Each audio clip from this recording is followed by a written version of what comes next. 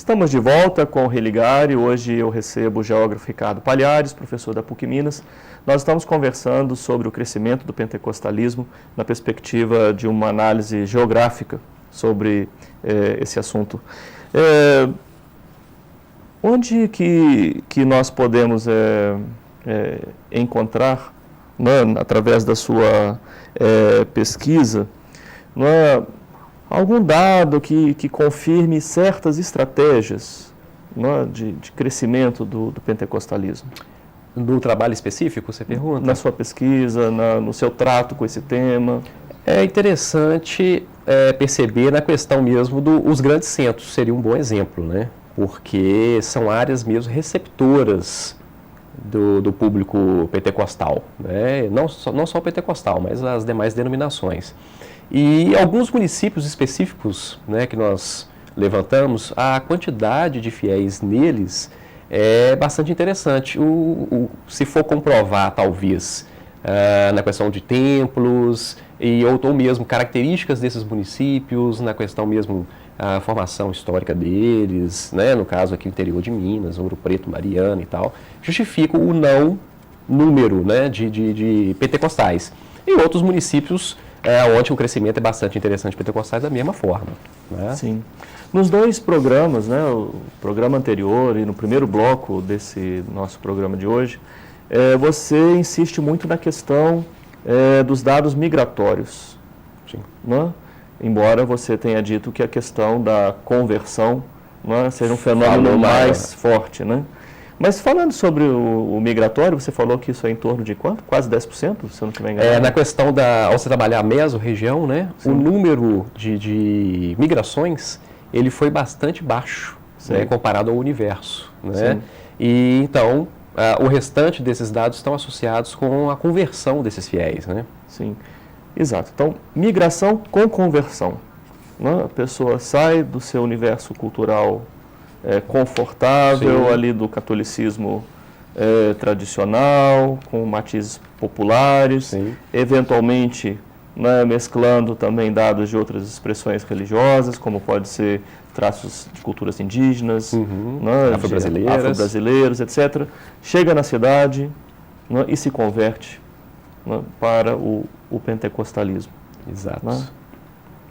Ricardo Palhares explica o fenômeno.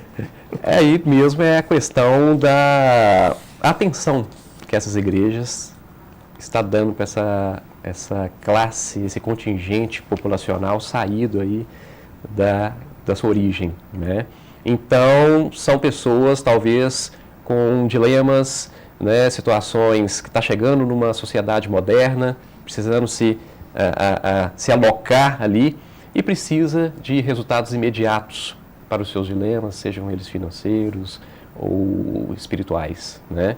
E é aí que é o papel das pentecostais, né? Essa facilidade, essa fluidez, né, essa dinâmica que essa religião possui, juntamente com a quantidade de templos, consegue abarcar essa população ansiosa, né, por essas situações, essas características, esse perfil, e acabam se convertendo ao pentecostal. Uma provocação, porque você falou de busca de resultados imediatos. Né?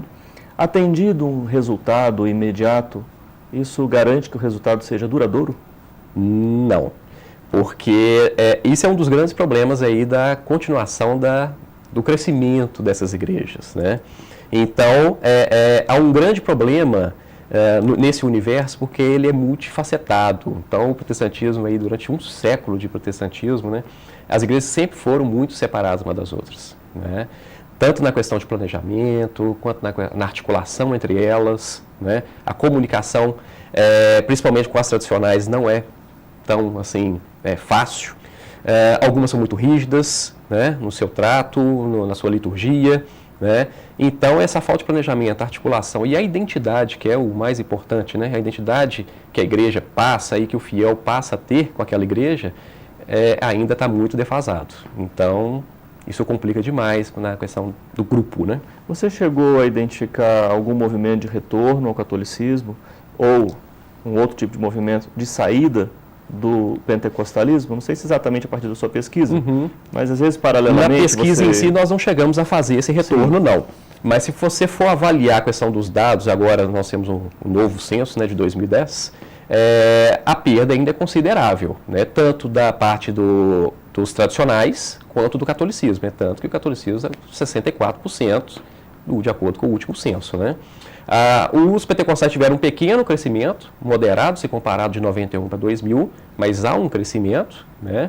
Então, possivelmente houve uma perda, talvez, dos pentecostais para outras religiões ou sem religião, né? Que aumentou consideravelmente também, né? Talvez há uma migração dos pentecostais agora até para outras religiões que já começam a fazer um papel importante. Nos últimos 40 anos. Nos últimos 40 anos. Sem religião, né? Passaram de 0,8, se eu não estiver enganado com o dado, a 8,4%. Sem religião hoje está 7,4%, de acordo com o último censo. E em algumas áreas esse número chega a duplicar ou até triplicar. Com certeza. Né? E aqui em Belo Horizonte eu tive a oportunidade de participar de uma pesquisa, foi coordenada pelo CEGIPAR, pelo Instituto Ver e Vertex também, para a Arquidiocese de Belo Horizonte, e nós tentamos mapear o trânsito religioso. E um dado muito curioso é que o sem religião, quando perguntado sobre sua religião anterior, ele se apresentou pentecostal. Interessante. Há algo no pentecostalismo, né, que aponta para uma saída da religião? Basicamente seria mesmo, talvez, como o perfil do religioso, ao entrar no pentecostal, está procurando atender às suas expectativas, talvez determinada denominação, né, acabou não atendendo esses anseios, até mesmo porque, como elas são de grande público, de massa, às vezes não tem a atenção individual, né? E aí pode ser, ou mesmo, claro, depois esses fiéis vão vendo que a situação não é meramente espiritual, né? As coisas não caem do céu, né? Ou seja, tem que partir também do fruto de trabalho de cada um e ver que a situação depende somente dele também, para que as coisas caminhem, né? Então, alguma coisa de insatisfação pode acarretar a fuga também do... Sim. Aprofunda também a heteronomia, né, na crença de que é uma realidade externa. Com certeza, que é o que o pentecostalismo trabalha muito, a teologia da prosperidade, né? Então, se você é devoto, acredita, as coisas vão acontecer, né? E a gente sabe que... Se a prosperidade não chega... Pode haver uma decepção com certeza. Com o tipo de oferta. Com certeza. E aí, consequentemente, né, abandonar a religião, né? Sim. Você falava